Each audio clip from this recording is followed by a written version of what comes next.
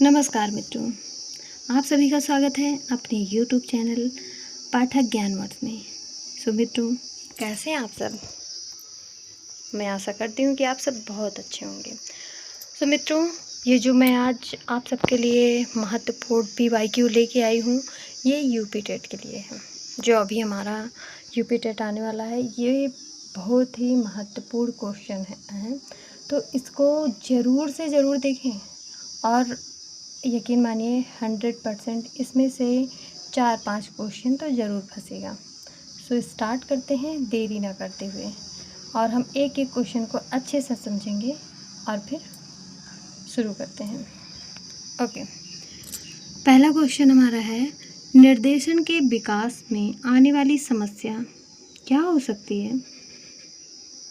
पहला है ए, अध्यापक छात्र अनुपात, बी, सुविधाओं की कमी, सी, शोध का अभाव, डी, उक्त सभी। मेरे पास 2 सेकंड है और आपके पास भी 2 सेकंड है। आप बताएंगे कि कौन सा निर्देशन के विकास में आने वाली समस्या है, दिक्कत है, क्या हो सकता है? अध्यापक छात्र अनुपात भी हो सकता है, ओके, सुविधाओं की कमी भी हो सकता है, जी हाँ, शोध का अभाव। तो हमारा जो राइट आंसर है वो उक्त सभी। ओके, तो उक्त सभी समझ में आया? ओके, अब हम नेक्स्ट क्वेश्चन पे चलते हैं। दूसरा क्वेश्चन हमारा है, बच्चों की जिज्ञासा शांत करनी चाहिए। अगर बच्चे जिद कर रहे हैं, बच्चे किसी चीज़ की लालसा दिखा रहे हैं, तो उनकी जिज्ञासा को कैसे हम शांत कर सकते हैं? तो पहला ऑप्शन है, कुछ समय के पश्चात अगर वो जिज्ञासा दिखाएं, वो अगर किसी चीज़ के लिए जिद करें या कोई चीज़ बोलें, तो तुरंत उनकी जिज्ञासाओं को कंप्लीट करना चाहिए, पूरा करना चाहिए, या कुछ समय के पश्चात, या खाली समय में, या कक्षा में, या अवकाश काल में। तो क्या हो सकता है? खाली समय में हम उनकी जिज्ञासाओं को कब सही कर सकते हैं, पूरा कर सकते हैं, शांत कर सकते हैं? खाली समय में उनको हम समझा के कि क्या हमको करना है, क्या चीज़ें हमारे लिए सही है, क्या नहीं है। ओके, अब हम नेक्स्ट क्वेश्चन पे चलते हैं। तो तीसरा क्वेश्चन हमारा है, शिक्षक को ज्ञान होना चाहिए। शिक्षक को किस चीज़ का ज्ञान होना चाहिए?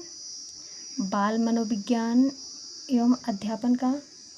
बी ऑप्शन है हमारा शिक्षा संहिता का। सी ऑप्शन है हमारा केवल अध्यापन विषय का।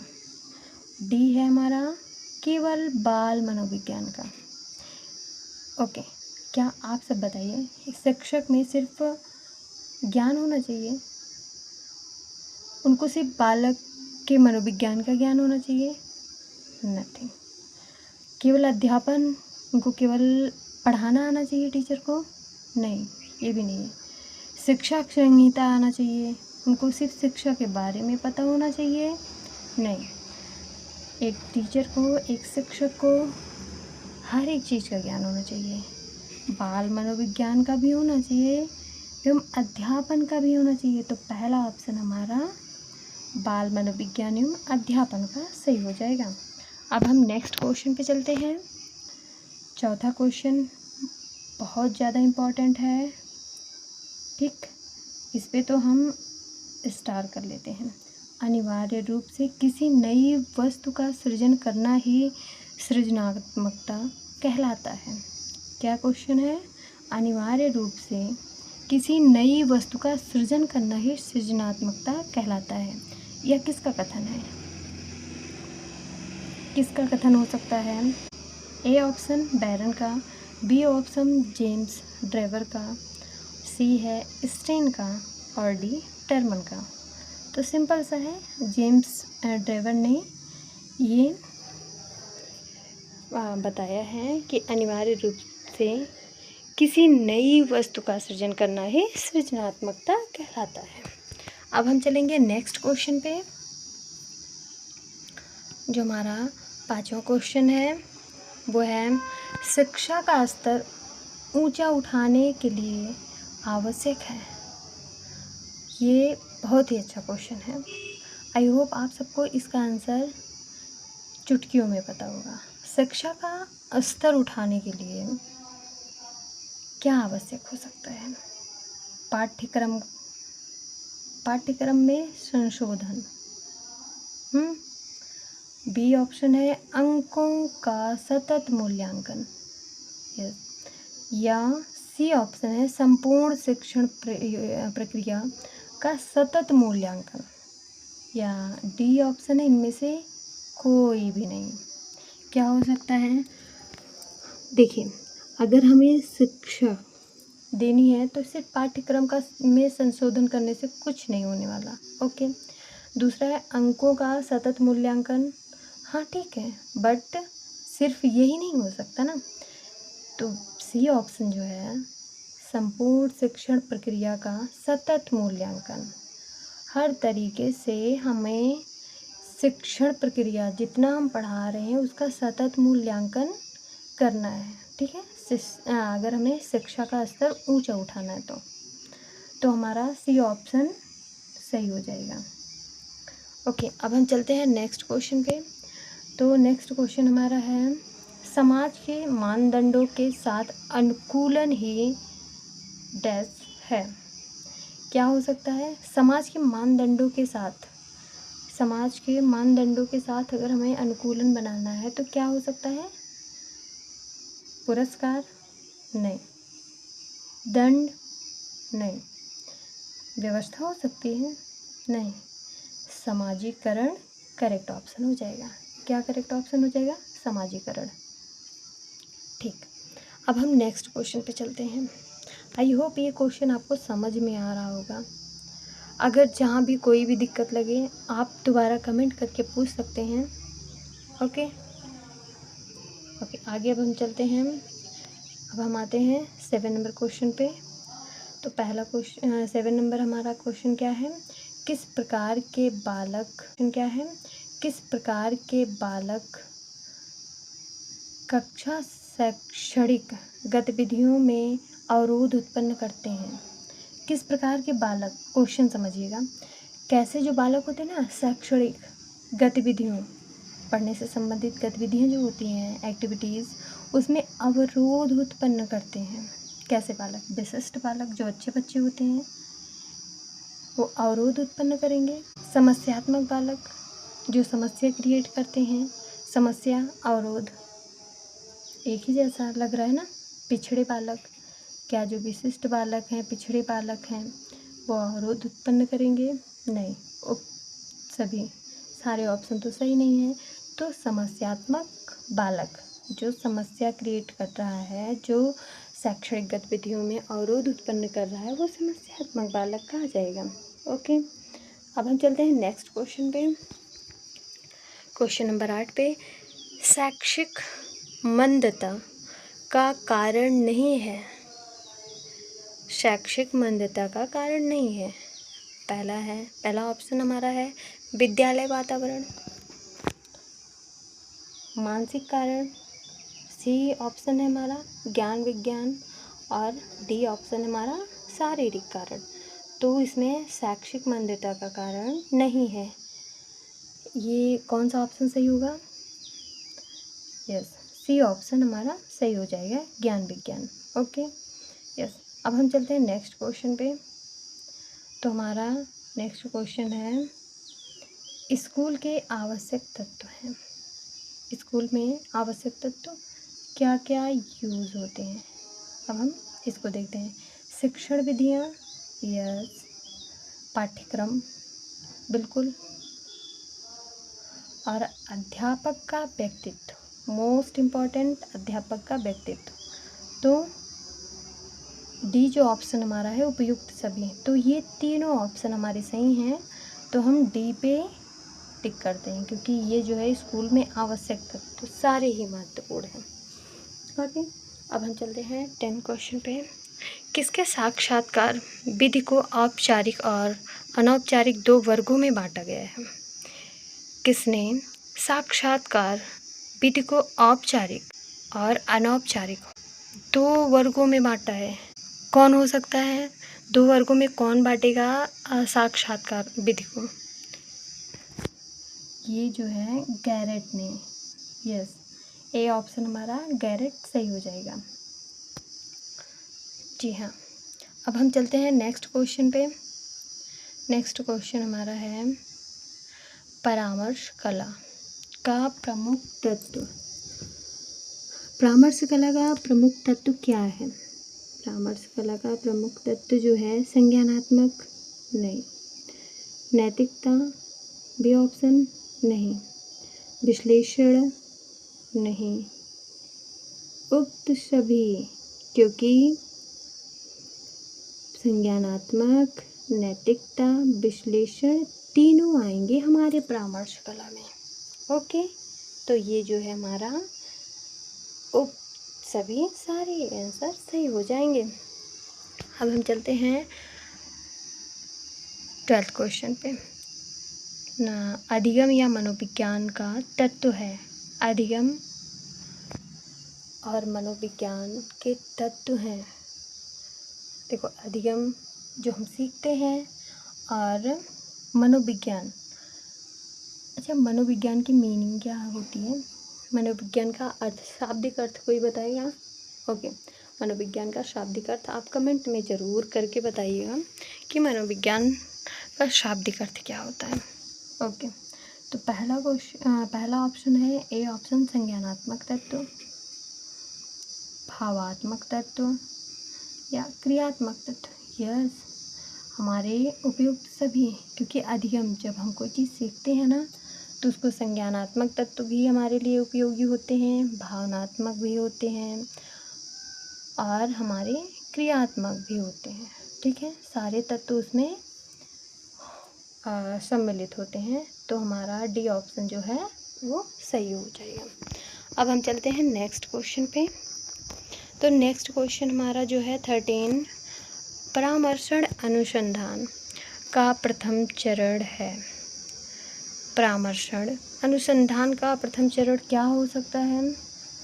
समस्या का चयन, नैतिकता, समीक्षा, विश्लेषण। क्या हो सकता है? विश्लेषण नहीं, समीक्षा नहीं, प्रथम चरण की बात किया गया है यहाँ पे ना। तो प्रथम चरण में समस्या का चयन होगा। पहला जो चरण है हमारा वो समस्या का चयन है। तो अब हम चलते हैं नेक्स्ट क्वेश्चन पे। तो नेक्स्ट क्वेश्चन हमारा है वातावरण वह हर वस्तु है जो किसी अन्य वस्तु को घेरे हुए है और उस पर सीधे अपना प्रभाव डालता है। यह किसका कथन है? इसको किसने कहा है? वातावरण वह वस्तु है। वातावरण क्या है? वह वस्तु है। वातावरण वस्तु है जो किसी अन्य वस्तु को घेरे हुए है। किसको घेरे हुए है? वस्तु है और दूसरे वस्तुओं को क्या किया है? घेरे हुए है और उस पर सीधे अपना प्रभाव डालता है। कौन डालता है? वातावरण। ये देखो, ये वातावरण हो गया, ठीक है। ये और जो दूसरे वस्तु है ना उसको क्या किए हैं? घेरे हुए हैं और सब पे अपना प्रभाव डालते रहते हैं। इसी को क्या कहते हैं? वातावरण। ये किसका कथन है? ये नैतिक का कथन है। हाँ जी, नैतिक का कथन है। फर्स्ट ऑप्शन हमारा सही हो जाएगा। अब हम चलते हैं नेक्स्ट क्वेश्चन पे। तुम्हारा नेक्स्ट क्वेश्चन जो है वो है वंशानुक्रम का नियम नहीं है। वंशानुक्रम का नियम नहीं है। आगमन का नियम, नैतिक नियम, यह निष्कर्ष का नियम। तो आगमन का नियम है, नैतिक नियम भी है और निष्कर्ष का नियम है, लेकिन समान असमान को जल देता है। ये ऑप्शन जो है गलत है। वंशानुक्रम का ये सारा नियम सही है, बट ये जो है जो नहीं है, समान आसमान को जल देता है। ये हमारा डी ऑप्शन रॉन्ग हो जाएगा। तो हम नेक्स्ट क्वेश्चन पे चलते हैं। नेक्स्ट क्वेश्चन हमारा जो है वो है निम्न में से किसने चूहों, कुत्तों और बंदरों पर प्रयोग किया है? अकेले नहीं, चूहों पर भी प्रयोग किया है, कुत्तों पर भी किया है और बंदरों पर भी किया है। मतलब हमारे एक जे.बी. वॉटसन साहब हैं, उन्होंने 3 जानवरों पर प्रयोग किया है। तो कौन हो सकता है वो? जे.बी. वॉटसन। तो पहला ऑप्शन जो है जे.बी. वॉटसन सही हो जाएगा। अब हम चलते हैं नेक्स्ट क्वेश्चन पर। नेक्स्ट क्वेश्चन है हमारा, बाल विकास के क्षेत्र में सर्वप्रथम 1919 में परिपक्वता शब्द का प्रयोग किया था। क्वेश्चन समझिएगा। बाल विकास के क्षेत्र में बाल विकास के क्षेत्र में सर्वप्रथम पहले किसने 1919 में परिपक्वता मतलब मैच्योरिटी शब्द का प्रयोग किया था? मैच्योर शब्द का प्रयोग कौन किया था? तो हॉलॉक नहीं, गैसल या बोरिंग या किम्बलिंग। तो बी ऑप्शन हमारा हो जाएगा गैसल। गैसल ने बाल विकास के क्षेत्र में सर्वप्रथम 1919 में परिपक्वता शब्द का प्रयोग किया था। ठीक, परिपक्वता शब्द 1919 में यूज किया था। किसने? गैसल ने। अब नेक्स्ट क्वेश्चन हमारा है,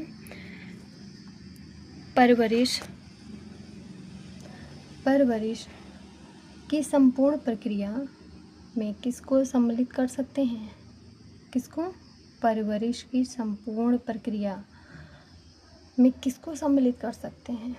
शारीरिक देखभाल, परवरिश भाई शारीरिक देखभाल भी होती है, यस। आर्थिक सहायता भी होती है, आध्यात्मिक विकास भी होता है, सब चीज़ का ऑल ओवर जो होता है विकास हमारा, हर एक चीज़ में परवरिश सम्मिलित है। तो डी ऑप्शन हमारा जो है उक्त सभी, यही हमारा सही हो जाएगा। अब हम चलते हैं 19 क्वेश्चन पे। किसको आदर्शों का पुंज कहा जाता है? आदर्शों का पुंज किसे कहा जाता है? आदर्श तो मान सम्मान को, या वर्ग को, या शिक्षा को, या चरित्र। चरित्र ही इंसान को आदर्श बनाता है। तो इसको जो है आदर्शों का पुंज कहा गया है। चरित्र को ही आदर्शों का पुंज कहा गया है। ओके, अब हम चलते हैं नेक्स्ट क्वेश्चन पे। अब हमारे पास ज़्यादा क्वेश्चन नहीं है। ओके, 20 क्वेश्चन है जो, किसका मत है कि ज्ञान के लिए बुद्धि और अनुभव दोनों का होना आवश्यक है? कौन बोला है कि ज्ञान के लिए बुद्धि, देखो अगर हमें ज्ञान अर्जन करना है तो फिर हमें बुद्धि भी चाहिए होगी और अनुभव। कहते हैं ना, बच्चे जब करते हैं करके ही सीखते हैं। तो कोई चीज़ जब हम करते हैं तो हमें उसका अनुभव होता है। हाँ, बुद्धि तो हमारे पास होती है, बच्चों के पास बुद्धि होती है, बट उन्हें जब तक प्रैक्टिकली ना करवाओ तो उनको अनुभव नहीं होगा। तो इसको कांट ने बोला था कि ज्ञान के लिए बुद्धि और अनुभव दोनों का होना आवश्यक है। तो इसको किसने बोला था? ए ऑप्शन हमारा कांट सही हो जाएगा। बी ऑप्शन जीन पियाजे नहीं, इन्होंने संज्ञानात्मक विकास के बारे में बोला है। अच्छा दोस्तों, अब ये जो लास्ट वाला क्वेश्चन है, लास्ट वाला क्वेश्चन, अब इसको आप बताएंगे इसका ऑप्शन। ये आपके लिए होमवर्क है, ये आपका होमवर्क है। क्वेश्चन क्या है मैं बता दे रही हूँ। सीखने की प्रवृत्ति किस अवस्था में पाई जाती है? बच्चे कब सीखते हैं? सीखते कब हैं बच्चे? उनकी प्रवृत्ति जब होती है, जब ज़्यादा बच्चे सीखते हैं, किस अवस्था में सीखते हैं? किशोरावस्था, जब बच्चे बड़े हो जाते हैं तब सीखते हैं, या शैशवावस्था जब एकदम शिशु होते हैं तब सीखते हैं सारी चीज़ें, या बाल्यावस्था, या इनमें से कोई नहीं? ये क्वेश्चन आप इसका आंसर बताएंगे। ओके, आई होप दोस्तों ये वीडियो आपको पसंद आएगा, और मैं जल्द ही एक नया वीडियो और अच्छा वीडियो लेके आने वाली हूँ, जो मोस्ट इम्पॉर्टेंट हमारे टेट के एग्ज़ाम, यूपी टेट के एग्ज़ाम के लिए इम्पॉर्टेंट है। तो अभी के लिए धन्यवाद। और याद रखना कि ये 21 क्वेश्चन जो है ये आपका होमवर्क है। इसका जो आंसर हमें कमेंट करके ज़रूर बताइएगा कि 21 का आंसर क्या है, तब हमें पता चलेगा कि आप मन लगा के पढ़ रहे हैं। ओके, बाय बाय दोस्तों, नमस्कार।